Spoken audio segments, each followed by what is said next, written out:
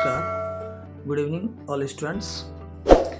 आप सभी के सामने हम फिर से हाजिर हैं क्लास 10 का मैथ ट्रिगोनोमेट्री 8.2 का नेक्स्ट एपिसोड लेकर।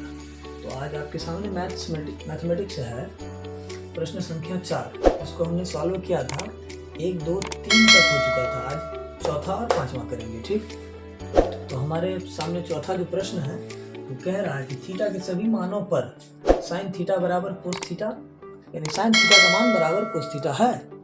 तो ये बात जो है आंसर में क्या है, असत्य है, क्योंकि साइन अब देख लें तो 0 डिग्री का मान 0 होता है और कोस 0 डिग्री का मान 1 होता है। इस वजह से ये असत्य है।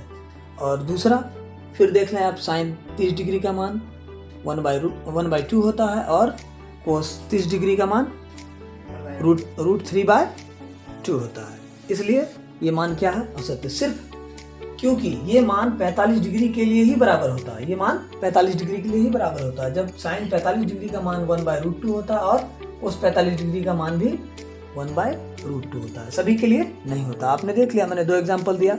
फिर आप 60 डिग्री पर चले जाएं तो साइन 60 डिग्री का मान √3/2 होता है और कोस 60 डिग्री का मान 1/2 होता है। और साइन 90 डिग्री का मान 1 होता है और कोस 90 डिग्री का मान 0 हो जाता है। ठीक, इसलिए ये बात यहाँ पर क्या है, असत्य है।